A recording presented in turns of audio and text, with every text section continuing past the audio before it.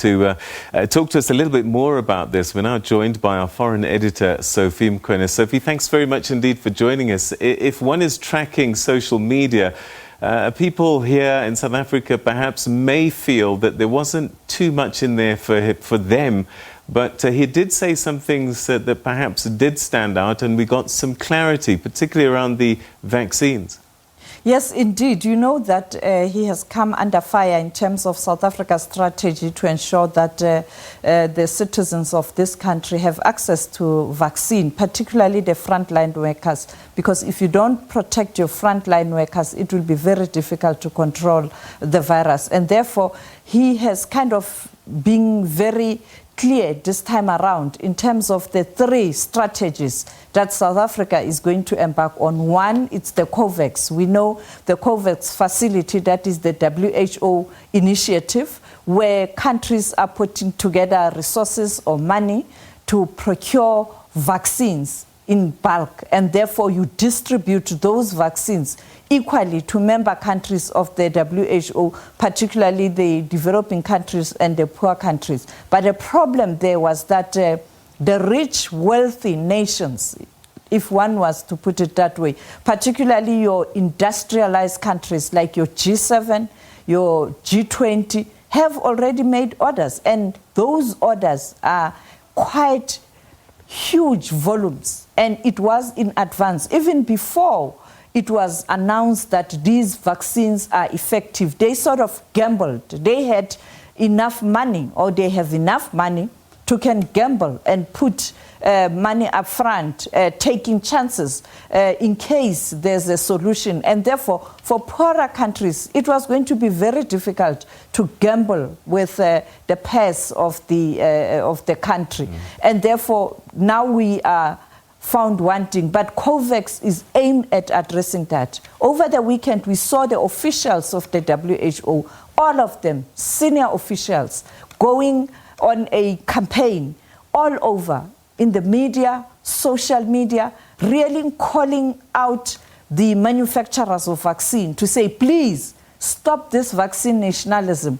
Please, come forward and avail those vaccines for COVAX facility so that there's equitable distribution of the vaccine to the entire world, not only the wealthy nations. The second issue, Peter, he has clarified that the second level will be at the continental level with the African Union Vaccine Initiative, which is part of the CDC work, and also those envoys, Strike Masiwa and them, whom he appointed to help us to procure PPE. Now they are continuing with the work this time around, with the procurement of vaccine. Therefore, it will be better in this way, Peter. When America comes and say, I want 100 million vaccine, clearly 10% of the continent, if you want to make that vaccine available to the 10% of the population, it's going to be 100 and something million. And therefore, you will be able to match the wealthy nations pound to pound. And therefore, the manufacturers are going to say, I am not going to sell vaccine to Germany because they want 500,000. I'm going to take the Africa order because it's 1 billion, it's more money.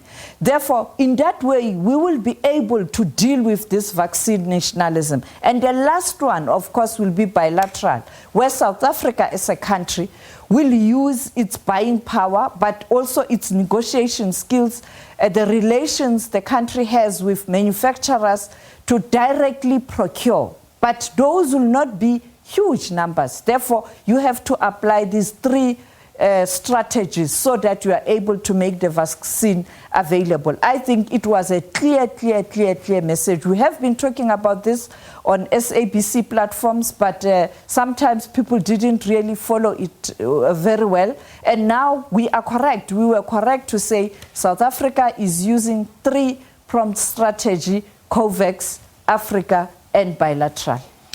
The other issue, of course, was the closure of 20 land borders until mid-February.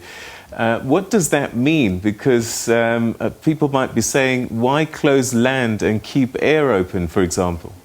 Well, Peter, it doesn't need a Sangoma or a rocket scientist. What transpired at the borders some few days ago, there was no way the president was going to keep quiet. I mean, he was under fire from the citizens of this country.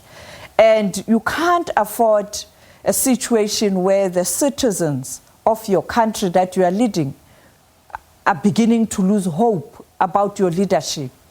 We always or often talk about number of foreign nationals in South Africa.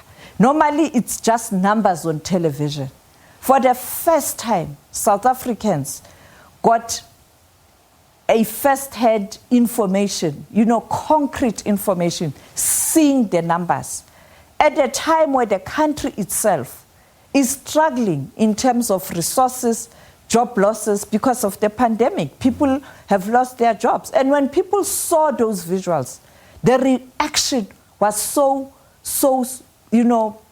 huge that people were beginning to say, it looks like half of people who are staying in South Africa are foreign nationals. And then this issue of xenophobia, if you want to characterize it that way, or the real concerns around a fight for resources, took center stage. People were saying, where are they going?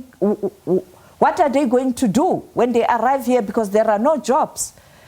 Who is going to lose her or his job in terms of a foreigner getting it? And it became a very challenging matter.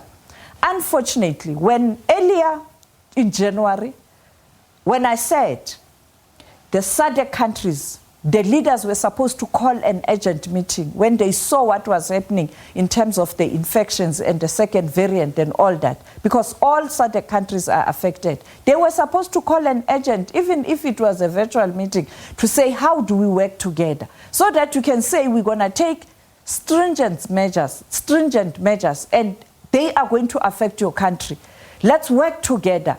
From your side, do this. From our side, we'll do this. Now, you have a country taking strong measures, strong lockdown, tough lockdown, announcing we are closing the border in 2 days' time. Everybody took whatever he has, went to the border to try and cross on time. At the border, you don't have perhaps your mobile facility in terms of Home Affairs and Health to process the people so that when they come to South Africa, you know that those are people who are eligible to cross the border. Now it was the responsibility of Home Affairs and Health Department of South Africa now to do the work of other countries. And then they had to send people back, which caused tension between countries. But if there was a meeting of heads of state in the SADC region, they could have discussed how they should handle this matter so that no country is affected or no leader is under pressure. Unfortunately, there was no such a meeting. And then people expected that South Africa, as usual, with its diplomatic approach, its charity and what, it will be business as usual. These are difficult times because of COVID-19, and it wasn't going to be business as usual. Sophie, always a pleasure listening to your insights. Thank you so much for breaking that down for us. That's our foreign editor, Sophie Mokoena.